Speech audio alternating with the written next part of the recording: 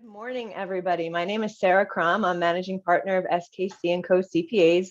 Thank you for joining us this Thursday morning for our office hours for the month of June, the very last day of the month. So I don't know what happened to the month of June, but we're getting ready for July tomorrow. So today we have a triple threat panel that I'm very excited to have join us this morning to talk about the economic outlook.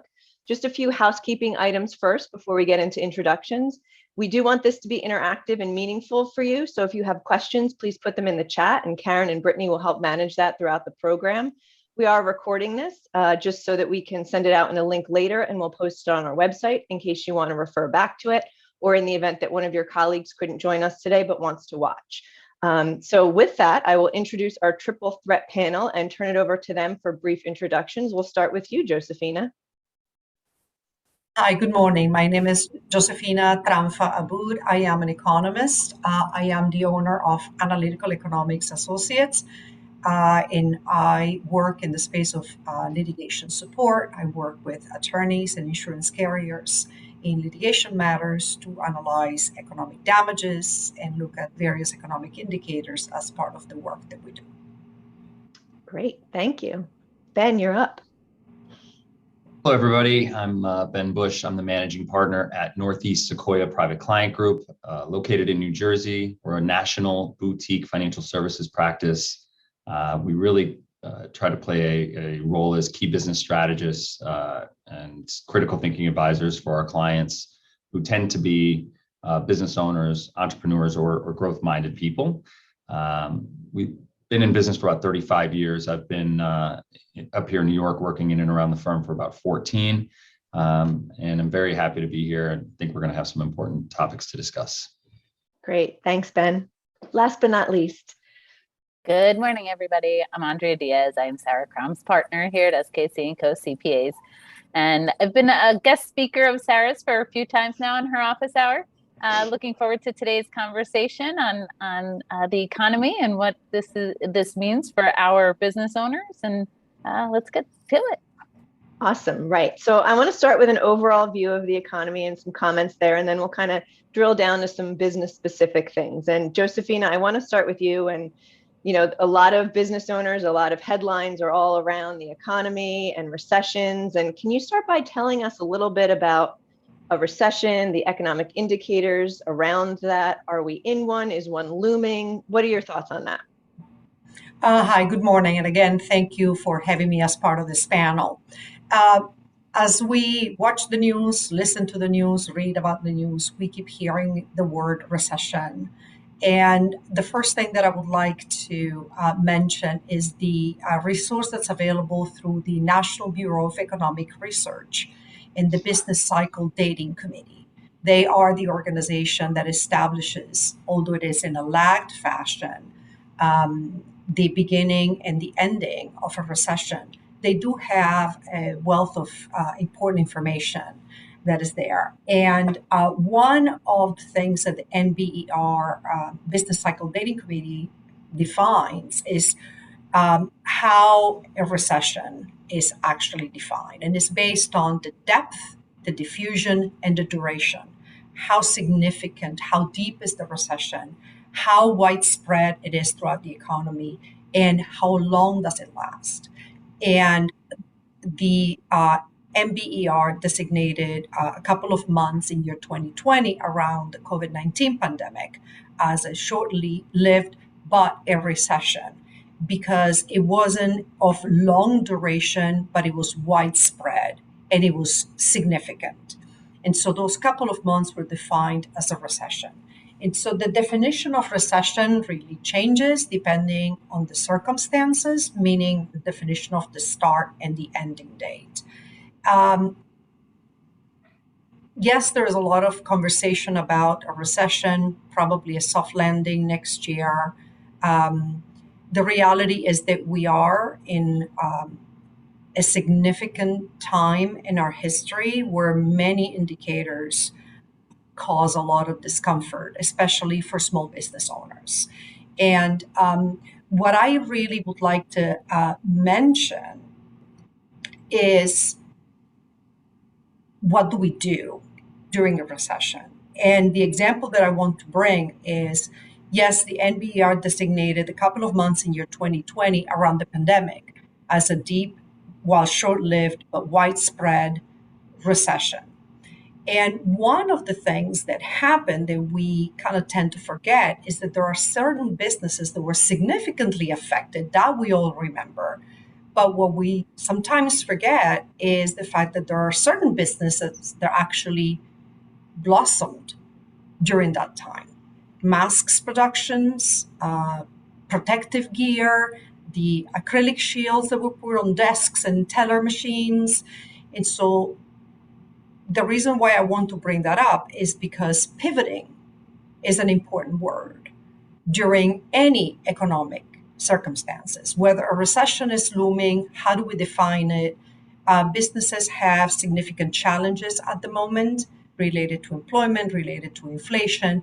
And the question is, how can that be pivoted so to navigate and make the best out of those circumstances and minimize the impact on the business? Whether a recession may occur in the future, that is always a possibility. The question is really, what are we doing now to navigate the challenges that we currently have? There was actually a very good article in the Harvard Business Review about the success of businesses who quickly pivoted during the COVID-19 pandemic. And it was that switch that kept them afloat. So really the message is, irrespective of whether there is a recession that is defined by government entities and think tanks, is whether our specific businesses can pivot. And what do we know about our own businesses and our own markets that would allow us to switch the types of products or services or the way we deal with our team, our employee task force, to really navigate that and make decisions that would allow for growth to continue or for the negative impact of economic conditions to be minimized. So we're still on our toes then, huh? Oh, we are, we will always be. I don't think we will ever not be.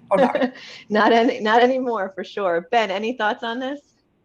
I'm so happy we have Josephina on, because I'm the opposite of a technical person, and I think that was an answer that would escape me. I do, in terms of recession, when we typically hear about it, when I say we, I think the general public, or you listen to the news, we typically hear that it's defined as 2 negative quarters of negative GDP, and I think Josephina just pointed out that that's not entirely accurate. But I do think that there are several indicators that people like Josephina, and we have people in our office, look to historically, things that have happened in the past prior to recessions, to really give us an idea if we're headed in that direction. And while I believe that there are some indicators that are scaring people, there are others that have historically happened prior to many recessions that we're not seeing. So on your toes is the right answer. I also think it's individually specific, right? I think where we are in economies, you got to look at your business and find out, are those pressures hurting your business? Should you be positioning yourself now for what could be happening in the future, and really taking proactive measures into, as Josephina said, pivoting, or just preparing your business for what could be slower sales cycles, slower revenues. And you're seeing that in some of the large scale industries already with the reduction of inventory and some layoffs happening over in Silicon Valley. So we're seeing signs that people are preparing for it, although we're not convinced it's actually imminent. Right. Right. Josephina, Ben sort of just dubbed you the technical one. So as it comes to data and risk, how can business owners leverage the data that they have, which we know is voluminous no matter what size business you're in? And how can they analyze that data to mitigate some of this potential risk that's looming in front of them, or that they may just currently be living with? I like the use of the word risk. Because risk is always present. None of us anticipated what happened in March of 2020. None of us can anticipate what may happen today, this afternoon, at the personal level, for example. And so risk is something that we all live with all the time. The only way to really, I wouldn't say necessarily mitigate risk, but address the risk is through analysis. And I joke with clients because I refer to myself as a data greedy economist. And when I say data greedy economist, I specifically relate to data that is specific to the situation that we're analyzing. Data that is global, the rate of unemployment and the rate of employment, which we typically do not talk about that much, the rate of inflation, all of those indicators, the GDP, the stock market, all of those data points are generic. They're overall, not generic, but they encompass the entire economy. The specific situation that we really should be focused on is our specific businesses. So when we look at that data, there are many ways in which we can break it down. Are we talking about our employee base? Are we going to talk about data related to our sales, which relates to our customers, to our clients? Are we talking about the support vendors, for example, the software data, the costs associated with that, the marketing, the investments that we make in communications, the investment that we make in new software for a specific task. All of those areas of data are to be analyzed. And the more we know about those, the better positioned we are to react. And it is the thing that as business owners, we don't have as much time to focus on. So how do we know whether giving a raise to an employee is just an expense or is an investment? How do we know that? Well, we have to analyze the responsibilities of that employee, the hard skills, the soft skills, and the contribution to the bottom line, and the consequences of not having that employee, for example.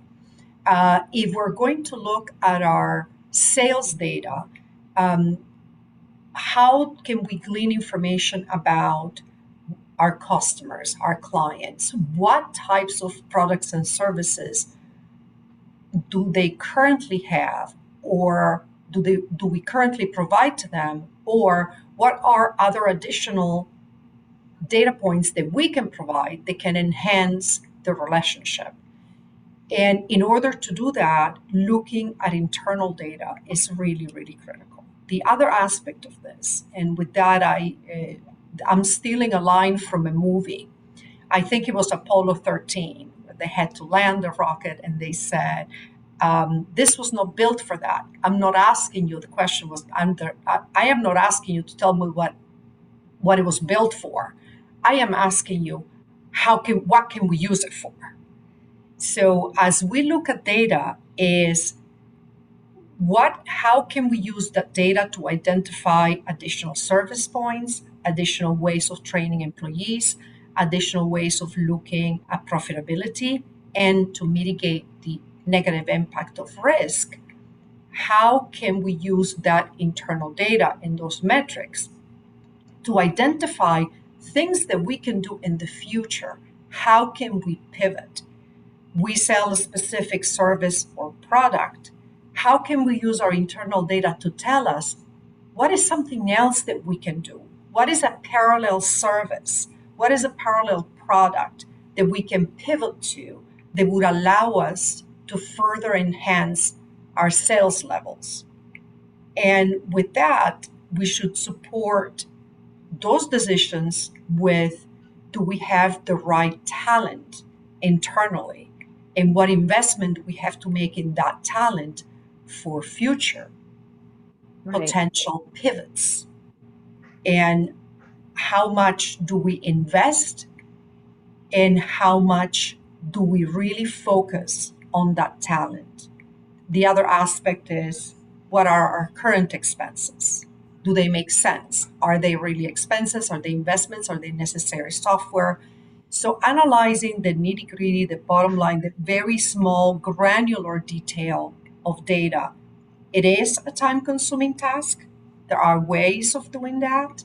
It is critical that is done. Otherwise, we are just providing or just making business decisions based on a generic understanding of what our business is like.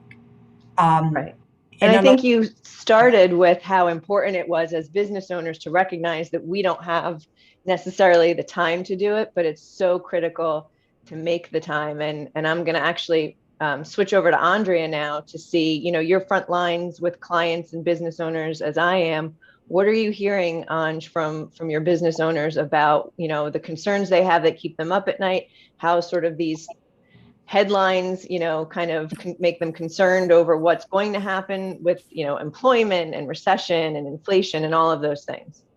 Sarah, as well as I do, and as does Ben, we're all business owners who advise business owners. So I'm sure you can shed a lot of light on the same question. But, of course, the two biggest concerns of business owners that I'm hearing right now are staffing/capacity and supply chain issues. So depending on the type of business that you're in, most professional services companies, they're looking at the staffing and the capacity, and all of our retailers and manufacturers and wholesalers are looking at supply chain issues. And so, of course, they ask, when do I stop hiring? Josephina mentioned earlier, a lot of businesses blossomed through the last few years. And the concern is, when will we stop blossoming? How are we going to be able to predict when 20%, 30% growth to our top revenue line is going to start to even out to become much more, I'll call it normalized growth? And I think, Josephina made a good point too, of looking at customers and seeing what your customers in your business, how they're being impacted. But, I would love to ask the question of, what should we look at to see when we should stop hiring or when we should start the kind of, level out? Is that potentially a thing? And can somebody tell me when the supply chain issues are going to be solved? I don't know if that's answerable, but now we're fortune telling.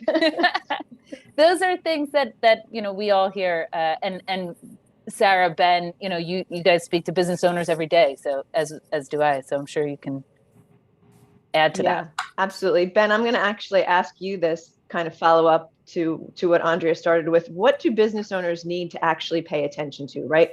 Josephina started saying that business owners are running the day-to-day, putting out fires. We need to, block out time for strategy and data analysis. We need to be very focused and intentional about how we go about doing this. So in your opinion, in your experience, what do business owners really need to focus on? What should we be measuring and watching in order to do this successfully? So I have all these thoughts bouncing around in my head. It's very difficult for me to listen and not chime in because I think there's a lot of really important points there. A few things I think that are interesting, like Andrea stated, like one of the biggest questions or the most often questions we're getting as people are fearful of a possible recession is they're saying, I can't hire enough people and I can't get enough supply, which is sort of it's contraindicative of what's going on in the world, right? Or we're saying we can't get enough. And although people are talking doom and gloom, when we talk to business owners in practical application, what Josephine is saying is 100% correct. But most of the business owners that we work with started something on their own. And depending on when they did, their experience is very different, meaning a business owner who went through 2008, 2009 recession is probably feeling very different than somebody who started a business in, let's say, 2013 that's had success, right? Because they haven't really felt a pinch at this time. And so the decisions that business owners make often are made on feel and experience, right? They probably aren't very often taking the time that they should, like Josephina said, are really analyzing the data, looking at their KPIs. Now, my comment there is, like, just speaking for myself, we have one of our partners who is highly analytical and might enjoy doing that. I don't. So I think one important thing is it is important. It should be done. And if you're not going to do it, make sure you get the right person to do it with you, right? This is about investing in talent. right? Because those things are important. I think two, stay focused on your core focus. One of the things that you see makes businesses unravel is where they do start to get away from what made them successful in the first place, right? So whatever your core focus, whatever your value offering that's been successful the whole time, make sure you're staying sort of inside that space, the hedgehog concept, if you will, from Jim Collins, right? Don't veer from your hedgehog concept. And also try to use data on a forward-looking measure, meaning there's a lot of data we have that's going to tell us how we did, right? Lead results, lag data.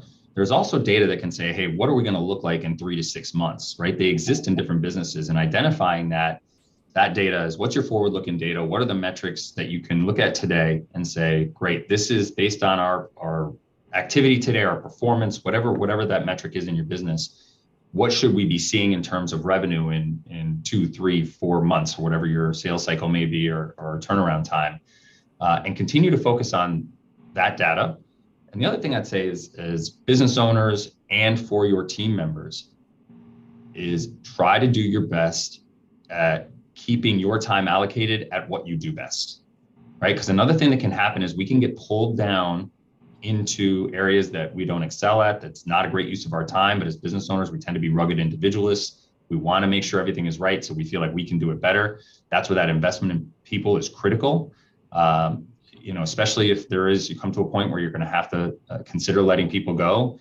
Josephina mentioned it. How important is that position, and are you going to be able to then take on that job or somebody else in excellence? I think the people engine in a business is the easiest cost to control, but I also feel like it is the most important, right? Having the right person in the right seat doing the job is the most critical and important investment anybody can make. And sometimes we're a little too quick to let people go because we're fearful of slowing revenues. So I think it's really important to make sure you have the right people and are looking at the right data to make those critical decisions. Yeah, and I think that term is predictive analytics, and we use that a lot with our data analytics team at SKC. Is yes, we've got a lot of historical information that can tell us how we did, and Right. past looking things. We have dashboards and day-to-day things that can tell us right now, up to the minute, how are we doing and what's going on. But really, that sort of gem is those predictive analytics that allow us to make assumptions and overlay modeling on what is going to happen and how can we put into place the necessary plan A, B, C, and D to cover what these potential assumptions and situations can lead us, scenarios, if you will. So I'm going to interject here one of the pre-submitted questions with one of the registrants today, and it's kind of a hard ball, so I won't pick on anybody specifically to answer it. I'll just put it out there, and anybody that wants to chime in can. And the question is, what business segments do you predict will be effective, or will do the best, or will do well through the future if there is a recession that does happen? Well, I would like to jump in just because I was here wanting to jump in when Ben was talking, because I agree with so many of the points that he made, and they're so valid. And one of the points that Ben just made, which I think takes precisely to the answer to this question, is staying true to the core of your expertise and your core source of revenues. There is definitely absolutely important to make sure that whatever knowledge we have for that specific core service or product continues to be enhanced. There is no better mitigation to risk than really knowing and enhancing how we do what it is we know how to do. And at the same time, combining that with what I said earlier about how we can pivot while still knowing that we're staying true to what our core service is, to what our core product is, and identifying what additional ways of doing this. In terms of what businesses are going to do well during future economic challenging times, we were talking earlier about a crystal ball. I told you you'd need it. I have one on my desk that I use for clients, because what I do for my clients, what my team and I do for our clients is also predictive. We're trying to estimate what could have happened at a point in time. And that really depends on the business. We saw during the COVID-19 emergence what businesses significantly dropped or had experiences of a significant downgrade as a result of the pandemic. But for example, I'm a member of Marriott Bonvoy. And interestingly, the entertainment and hospitality industries greatly suffered during the pandemic. Well, they started selling their linens and their pillows and their towels and all of those products. So it's really about knowing what is that you have in-house, what part of your businesses you have at hand, and what you can do with them. Stay true to the knowledge base and still analyze the data to tell you what is that you can do. That applies to every business. Restaurants who were also significantly impacted by COVID-19 did curbside pickup and food delivery. There are all kinds of businesses that popped up during the pandemic. There were services by existing businesses that were utilized to enhance their sales numbers. And that is really what to analyze. It's not necessarily what industry, because that is really, something that is difficult to answer. It's about how can we use our core knowledge and the ancillary aspects of our business as potential sources of revenue that would allow us to survive and thrive during future economic challenges. So what it sounds like to me, Josephine, is you're basically, what I'm hearing is plan for, using our core values, doing some if-then scenarios on if this happens, then we can do this, so that in the event it does happen, or we do start to taper off in revenue or lose particular employees, that we have already come up with the solution and have measured it and looked at the data instead of coming up with a solution because we have, I hate to say this phrase, but because we have a gun to our head. Sorry, I don't have a better phrase for that one. We'll work on that. I like what you said, Andrea, because thinking in those terms and evaluating the data and looking at the metrics and analyzing the internal data, not just the market data that we have available, what is internal, it also trains us into that thinking on our feet and allowing us that ability to really consider an unexpected situation, because our mindset has been diversified. I think diversification is not just diversification of investments. Diversity is not just diversity of people. Diversification, and I want to bring the concept of ways of thinking that really allow us to be able to react, because we are prepared. I like the word being prepared. We are prepared to think differently, to look at data differently. But again, in order to be able to look at data differently, we have to analyze that data. Right. I think, one of the things, and Josephina, this is what you brought up, and it's important because anytime we're asked to be predictive, which is very common, right? That is a lot of our conversations is, what do you think is going to happen in the markets? What do you think is going to happen here? And almost always, whether it's us or talking heads on television or anywhere else you go, the immediate response is, well, let's look what's happened in the past, because it's right. History doesn't repeat itself, but it rhymes is what we say. So there are some similarities. I think there are a few important things, though. One of my mentors, a guy named Bernie Stoltz, always told me is, as a business owner, find a need, fill it quickly and elegantly, and you will create value, and money chases value. And in fact, it lives within your core focus. And I think this is what you're saying, Josephine, is, you can pivot. If you can fill a need that you have identified, or the The maximum case of that is actually identifying a need or a desire that people didn't even know. Is in 2008, 2009, the world is collapsing. It's the Great Recession. You know, if you remember the news back then, we're going to zero in the stock market. The world is, it's over. This is going to be the Great Depression all over again. And one company's stock skyrocketed through the roof during that period of time. And that company was Apple, with the advent of the iPhone, right? Mm-hmm. So nobody had money, but everybody had enough money to go get a brand new iPhone. That's right. But that was a great example of the brilliance of Steve Jobs, who identified sort of, not even like people weren't even asking for it. He saw it and created it. And it's a maximum example. But I think within our own businesses, the ones that are going to succeed are the ones that are providing value in a need that people are going to have at that particular time, right? And so when we look at the 11 sectors, then you say historically during recessions, the sector that's tends to, well, you look at utilities or consumer staples, and that can be true historically, but we're dialing in on business owners here in our neighborhoods, who's going to be able to thrive. It's the ones that are going to be creative within their business model to be able to fill needs of others, create value. The more value you create, the more dollars will chase after that value.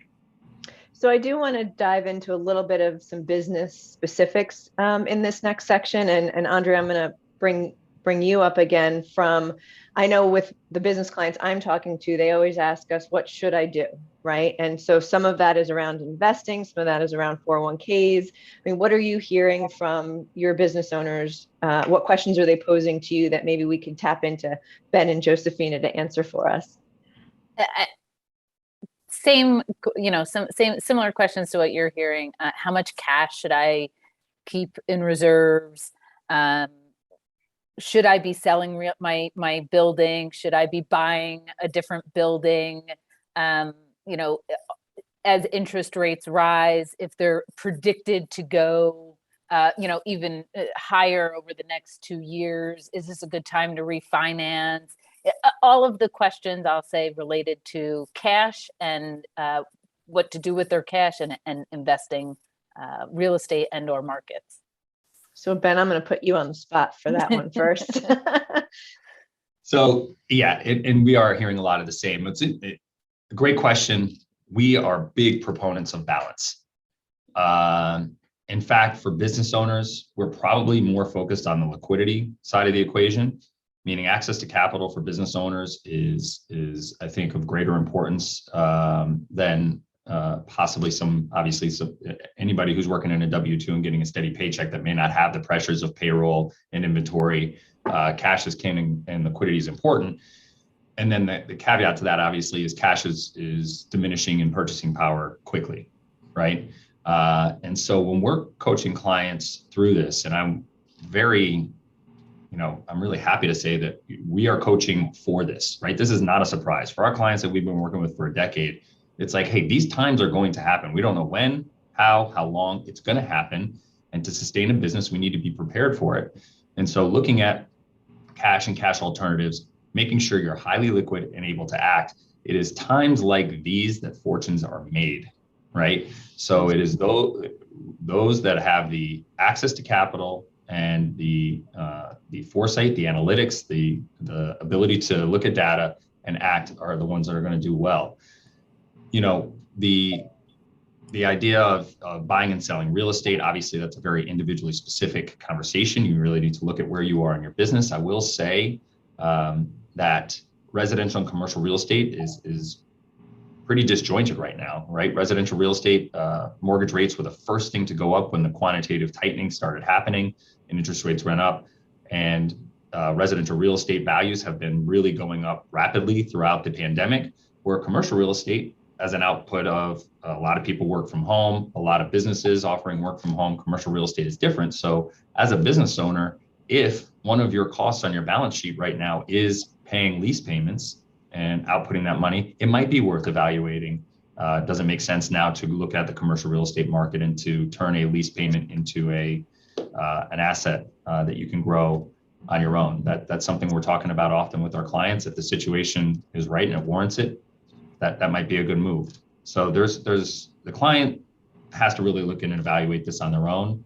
But liquidity, look at balance and work collaboratively. This is why I love being on the call with accountants, because not all not all tax deferrals are going to help your business, right? And it's not in every year that you need to look for every single tax dollar that you can save in that year, because it is possible that could put you in a negative position when the economy starts to roll over. And being collaborative with your advisors and having a board of directors feel is what's going to really help you make those good, powerful decisions for yourself, for your business, for your team, and for your family. So Ben, I like what you said that, clients you've been working with, this is not a surprise for them because you're constantly dialoguing and, you look at the history and this is going to happen. It's happened before, it'll happen again. One of the things, and this sort of relates to that I hear from some of my clients is, should they cash out their 401k? And again, that could be because the market's volatile now, or it could be because they just think that they could leverage it better somewhere else. I mean, what are your overall thoughts on that? Yeah, great and varied. So cashing out the 401k sort of makes me cringe when you just saying that, right? And the reason is there's obvious consequences to that. And also, like, the rule number one is don't sell when markets are down, right? Again, being individually specific, a question actually related to that, but not exactly that, is this the time that you take your tax deferred dollars and make them and convert them into a Roth type chassis? Right, turn it into tax-free, because when markets are down and tax rates are actually low, that might be a good opportunity. Has to be evaluated on the individual level. My response to that, however, is if we've been approaching the business and personal finances appropriately, unless if there is clear opportunity inside that 401k, not to cash it out, but to divert it somewhere else and inside that 401k, not having to incur not only income tax, but that 10% excise tax. So the cashing out and moving it is very costly. So that would have to be a pretty spectacular investment opportunity to justify that cost. If it's there, it's there. But I think really it's if you had created that balance in the past, if you did have the liquidity on hand, the 401k sort of drop right now, it's more opportunity than anything, right? You keep funding it, you review your allocation. This is when you say, hey, am I positioned right during this dip? Because we haven't seen sustained disruption like this in the markets for quite some time, which means we haven't seen sustained opportunity, right? The markets have announced a sale. Is the sale as low as it's going to go? I don't know. But right now it's on sale.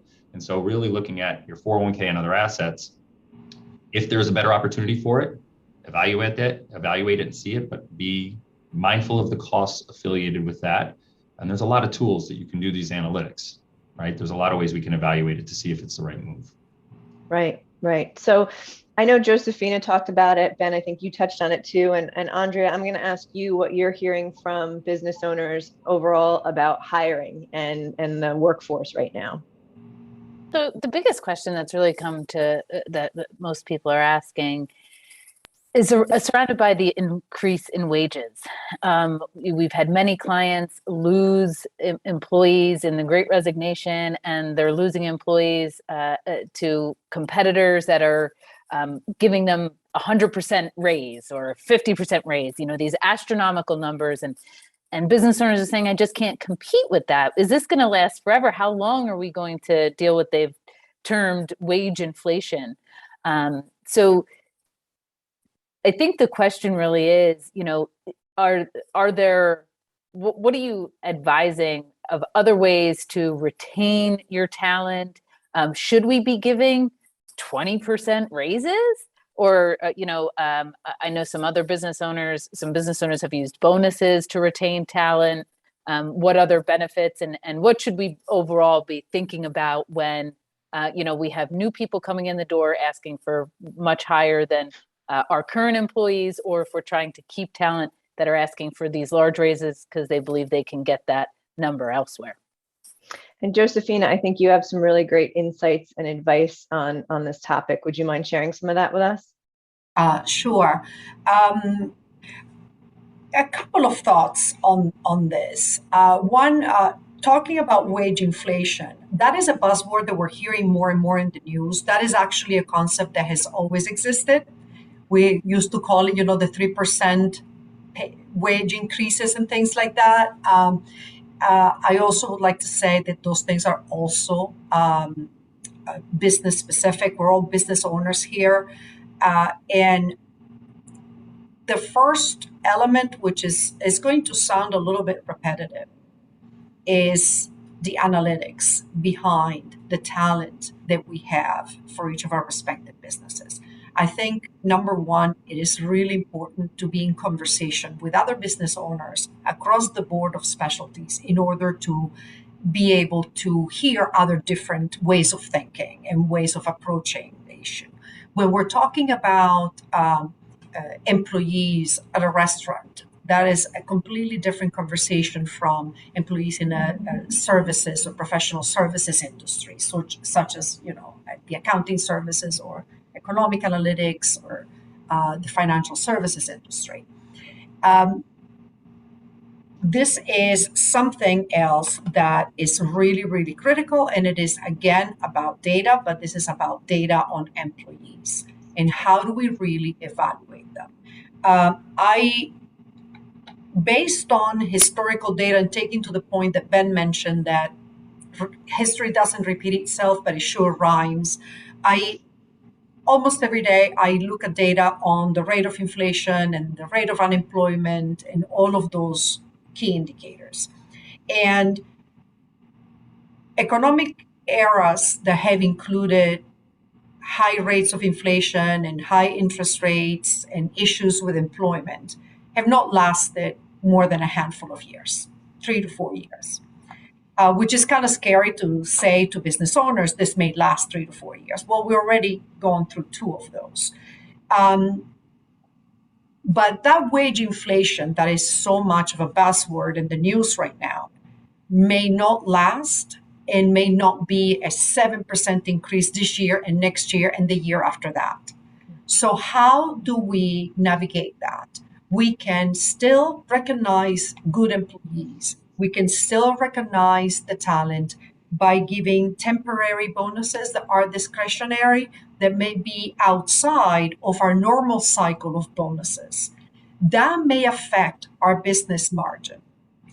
And that is when I like to think of this as I may be reducing the profitability of the business in terms of percentages, but we're making an investment in keeping the talent that is really key for the continuance and perpetuity of the product and service that we provide. That is really key. How many people do we really need? What happens if one of those key employees departs or gets sick?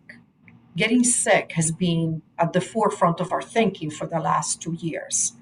Do we have a plan B? Do we have a replacement?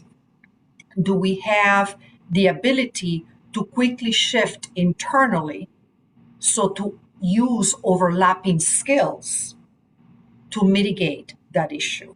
But at the same time, we have to make sure that we provide people the reason for staying when they are the appropriate talent.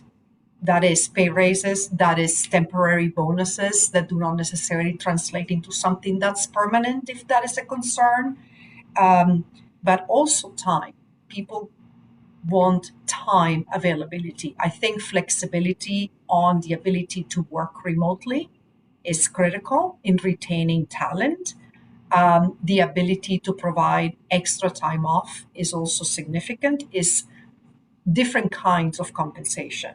But again, it has to be built on really knowing our employee base. And I think that last point is very important, that it doesn't always have to be about a financial compensation, right? Whether it's a wage raise or a one-time bonus. There are other motivating factors for employees, especially since the pandemic, of that flexibility. And I think that's an important piece. We have some clients who are in a situation where, they need to maybe compensate their employees more than they have for, their competitors are taking them, all the things that Andrea raised. How do they handle that? You talked about shrinking margins when they can't pass that along to their customers for, whatever that reason may be, or certainly they can't do it dollar for dollar. I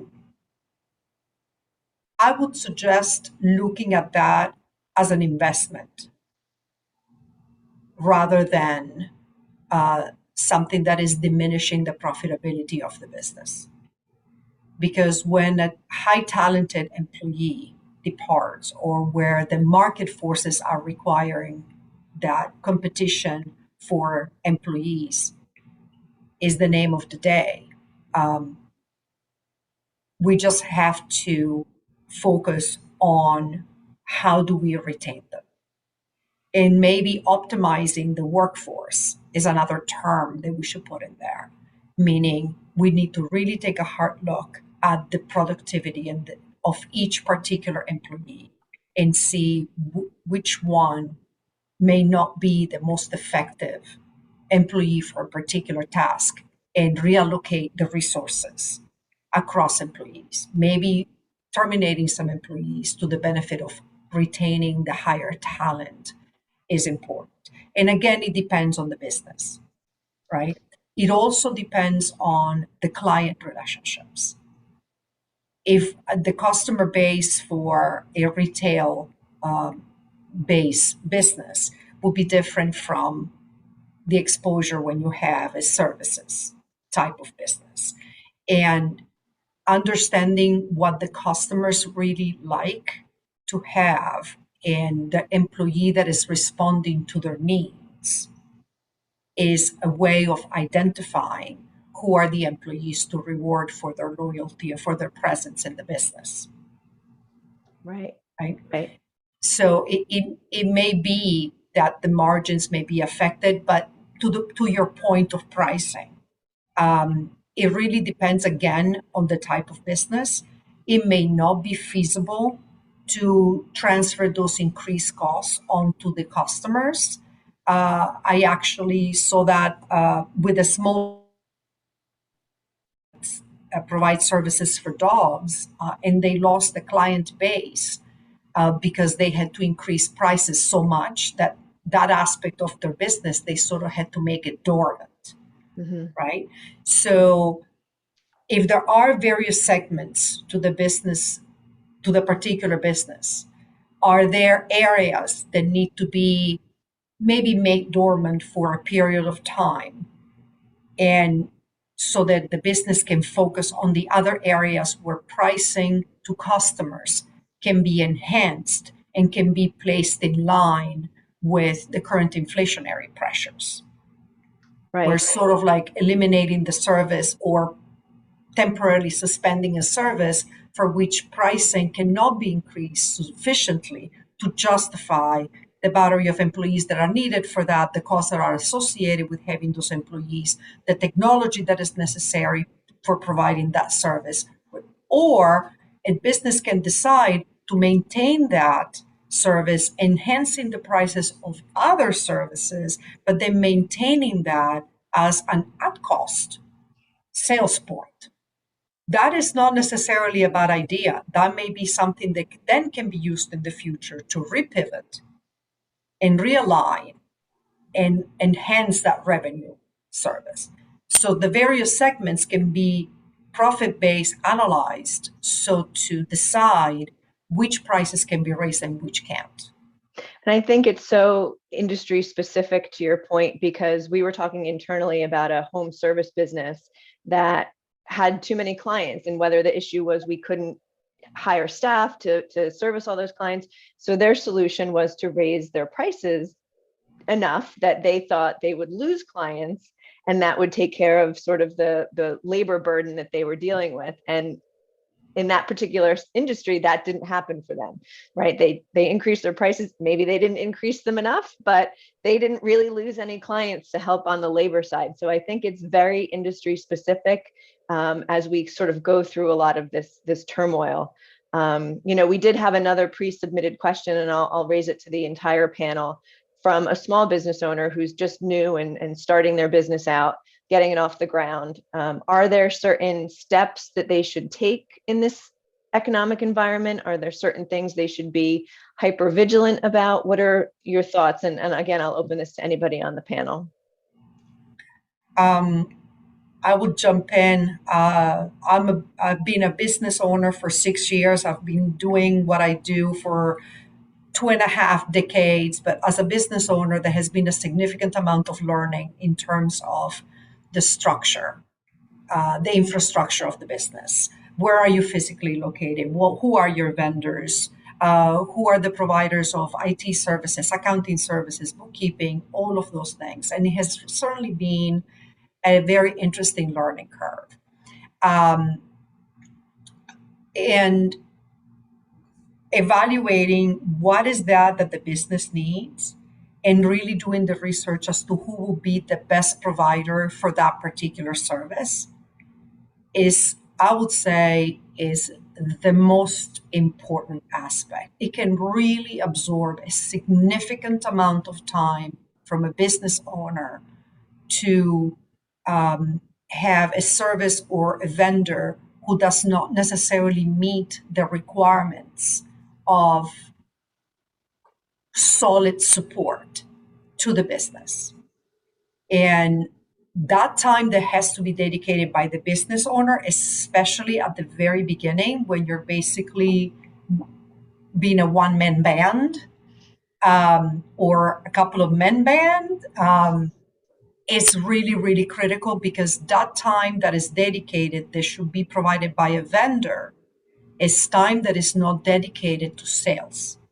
It's time that is not dedicated to servicing clients. It's time that is not dedicated to resting, which is important for the brain to regroup, to reset, to restore in order to be able to be doing effective strategic thinking and planning.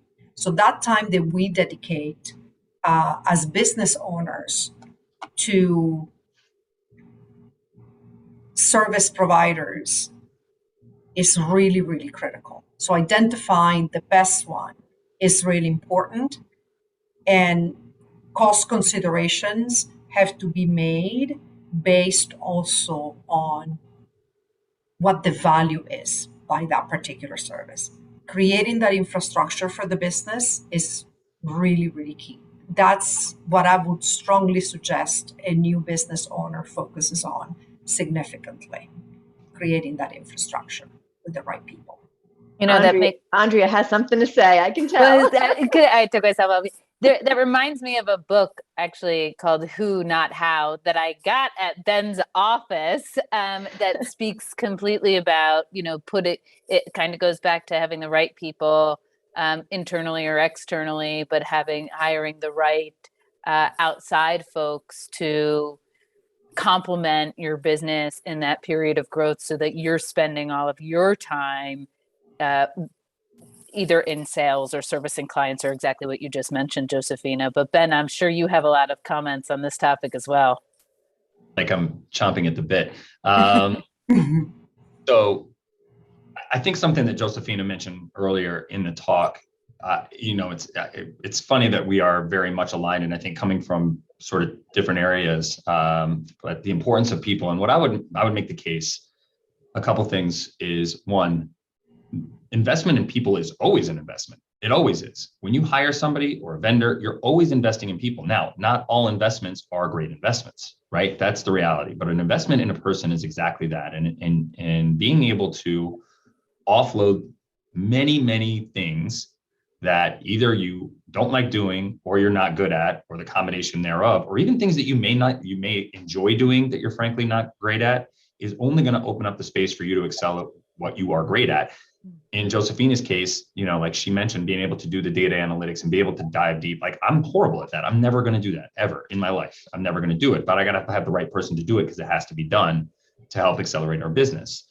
I think if I'm a business owner right now, being hyper vigilant, going sort of the other direction away from the technical, and this is about the people as well. This is about retaining and hiring people, is one, I got to say, if people are coming to you for more money, they will leave you for more money, right? If that is the driver of the conversation, if they're just showing up because you're willing to pay them an extra few bucks an hour, you're going to raise their salary, the next person that comes with the offer is going to leave. So you better have a couple of things in place. I would say, one, a culture or something to believe in beyond the money, right? You want a successful business that people are going to show up and they're going to stay. They want to stay because they believe in something greater than, I'm getting a paycheck every 2 weeks to show up and do a job, right? So that is setting a culture, it's setting a vision, it's communicating that vision to the team on a regular basis so they know what they're working for.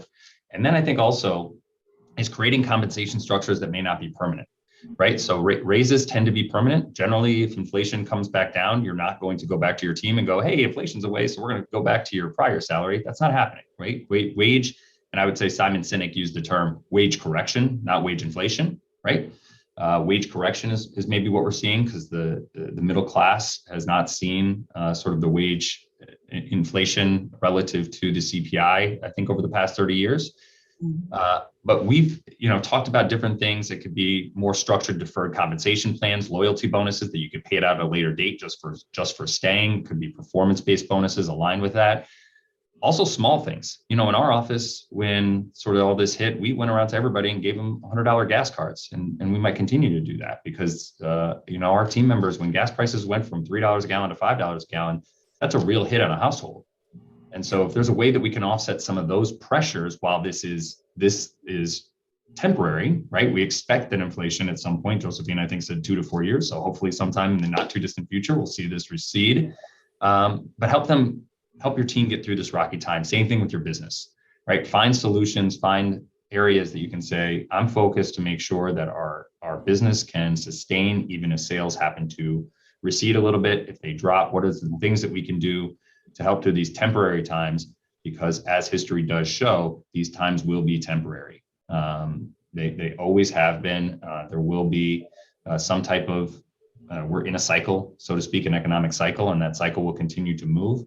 And so really stay focused on having the right people, aligning into your culture and your vision, staying within your core focus and looking for revenue streams that, if your core revenue streams aren't there, as Josephina said, where can we pivot inside our business and create ancillary cash flow opportunities if we're feeling that pressure? So I knew this was going to be a powerhouse panel. I had no doubt. And I wrote down some really, what I think are really amazing takeaways that came from the three of you. And I just want to sort of recap because we're approaching the top of the hour. I mean, without question, we heard a fluid plan, right? Having the data to leverage modeling and predictive analytics to make that fluid plan come together and really understanding what that means.